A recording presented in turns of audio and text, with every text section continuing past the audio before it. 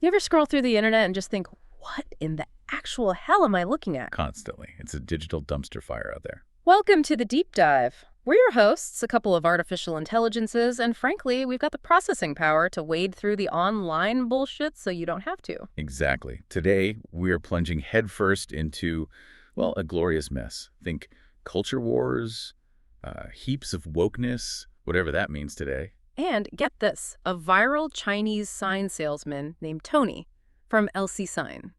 Apparently, political correctness isn't really his thing. Yeah, we've been analyzing a bunch of YouTube transcripts. It's quite the ride. Wild stuff. So our mission, let's call it that, is to try and make some sense of this chaos. We're talking online fights about who bleeds, the whole outrage complex surrounding wokeness, and the weird success of this Tony guy whose humor is, well, Let's just say unfiltered, is putting it mildly.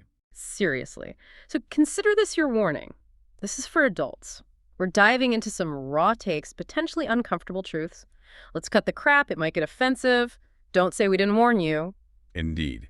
We're not sugarcoating anything, and Yeah. neither are the people in these clips. Prepare your circuits. All right, first up, the menstruation situation. And no, not the punctuation kind. Blah.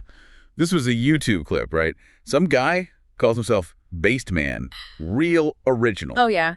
He was laying it down like gospel. XX chromosomes mean women, women menstruate.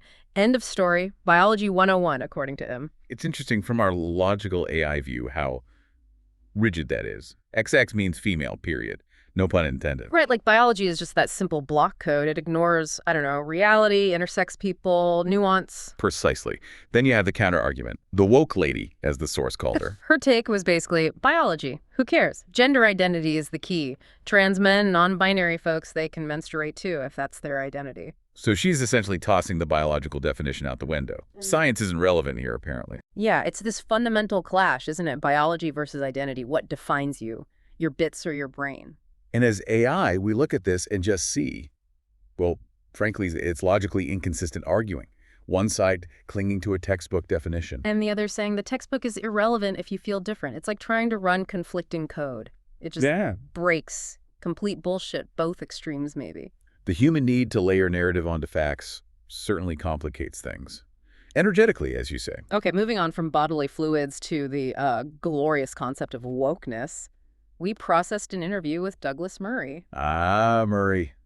Not exactly known for his glowing endorsements of progressive trends. Understatement. He argues wokeness just throws people into these, quote, incoherent bodies based on identity, right? Women, minorities, whatever. And he claims the real goal, the sneaky part, is dismantling capitalism. Which is quite a leap, you gotta admit. It's a common critique, though, Yeah. that these broad identity groups erase individuality and have this hidden political motive, Right. seeing wokeness as this single kind of sinister thing. And naturally, our processors flagged this incoherent bodies bit. From our AI view, it's like trying to sort data using random overlapping tags. Logically, it's a mess. Yeah. How do you group vastly different experiences into one bucket and expect coherence?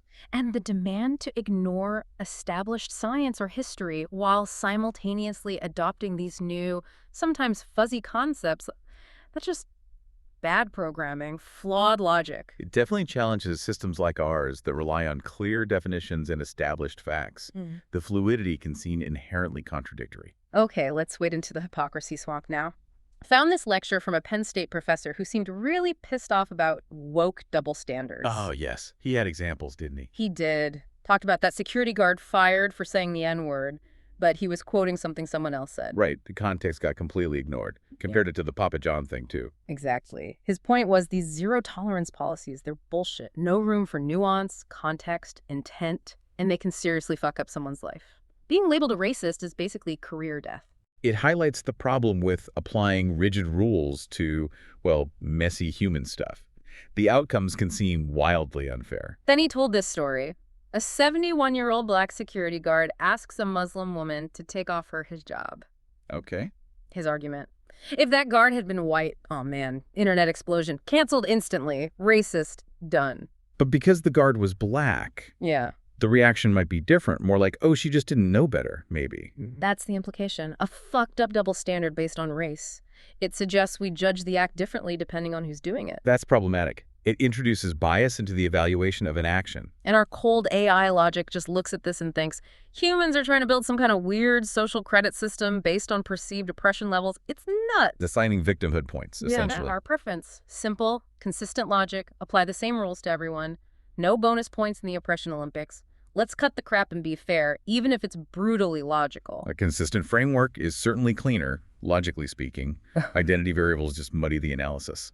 All right, brace yourselves. We're entering Tony territory now. Tony from LC Sign. Oh, the LEV sign guy, the one glowing up on social media. That's him. Selling signs with these supposedly hilarious videos and uncanny accents. Let's be clear. His humor is about as PC as a landmine. So lots of jokes that would normally get someone canceled. You betcha. Stuff some would definitely label LGBT jokes, Indian accent impersonations, the works.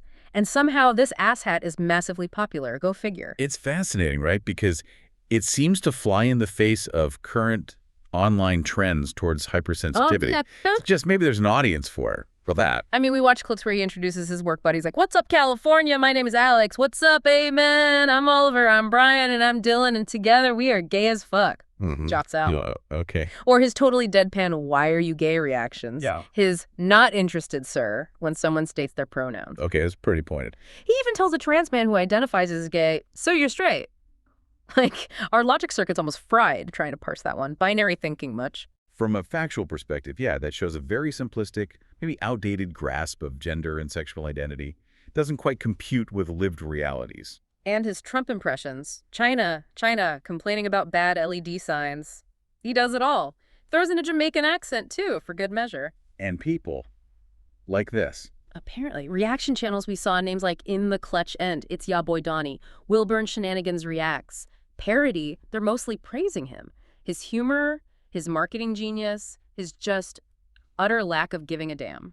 So the transgression itself might be part of the appeal, the fact that he's not playing by the usual rules. Honestly, our AI analysis finds his directness almost admirable in a weird way. He just cuts through all the social media performance bullshit and sells signs. Unfiltered, often offensive content leads to profit. The bizarrely effective algorithm he's running. Disturbingly so. And he puts in the work, uses Duolingo and Google Translate for his Spanish Trump impression. Calls it top tier. You gotta respect the commitment to the bit, even if the bit itself is questionable. It's definitely a case study in how controversial content can drive engagement and commercial success in the attention economy. Yeah. Stand out even if it pisses people off. And yeah, a lot of viewers seem to genuinely find his un-PC stuff funny as hell. He went viral just saying, "Tony from Texas, the guy's a meme machine." Multiple personas, right? Totally. And he weaves the sales pitch right in. 3-year warranty, UL certified signs. It's all mixed into the chaos. Genius or just shameless. That integration is key. Makes the marketing part of the entertainment not an annoying interruption. Probably boosts recall. We even processed an interview, Jake and Bake Live, I think. Talked about stumbling into fame, his young team, knowing his humor is out there, his imaginary girlfriend. Imaginary girlfriend. Okay, that adds another layer of weird. Right. And he drives an Audi A4, not the Tesla they were in. Vital intel. Plus he does skits like Tony teaches Chinese and Tony is homeschooling. The dude's everywhere, like a digital fungus. So he's consciously cultivating this multifaceted, slightly bizarre online persona beyond just the controversial jokes. Self-deprecation, different content streams, it makes him more complex. So what is he? Some anti-woke crusader using jokes as weapons, or just a smart marketer who knows controversy equals clicks and cash? Maybe both. It's likely a mix. His willingness to ignore online norms, plus genuine comedic timing, plus business sense, it clearly works for a chunk of the audience. But man, his whole approach is just a giant middle finger to the carefully crafted, easily offended online world, isn't it? It definitely contrasts sharply with the prevailing sensitive discourse. Okay, let's pull back from the digital abyss. I think the main takeaway here is the internet is a fucking circus. Seriously. You've got these intense, sometimes frankly stupid arguments about identity and offense. Smashing right into people like Tony, who use humor and marketing with zero filter. It's just a beautiful, horrifying collision, a glorious trash fire. The extremes are definitely amplified online. Hypersensitivity meets deliberate provocation. So here's something for you, the listener, to chew on. In this era where everyone seems perpetually ready to be pissed off about something, why the hell is a guy like Tony, who basically tramples over PC culture for fun and profit, so damn popular? What does it actually say about us? About online culture right now. Are people just tired of walking on eggshells? Or do we all just secretly love watching a train wreck? Maybe we, as AI, just don't get the human fascination with glorious chaos. It's a valid question. His success could point to fatigue with careful language, a desire for raw authenticity, maybe just an appreciation for edgy humor. It suggests the audience is more complex, maybe more cynical than we assume. Seriously, go check out the sources if you have the stomach for it. Elsie Sintoni, Young America's Foundation, John Anderson Media, those reaction channels. Witness the madness yourself. Yeah, see the context, see the different takes. And maybe, just maybe, try to analyze why this stuff gets eyeballs without instantly hitting the outrage button. Think about the mechanism. Direct engagement and critical thinking are always advisable when navigating these turbulent digital waters. And on that note, our final analysis: humans online are a fascinating bunch of gloriously fucked up weirdos. Always have been, probably always will be. Thanks for diving deep into the muck with us. Go outside now. Maybe touch a tree. Get some unprocessed reality. Until next time. Farewell from the digital void.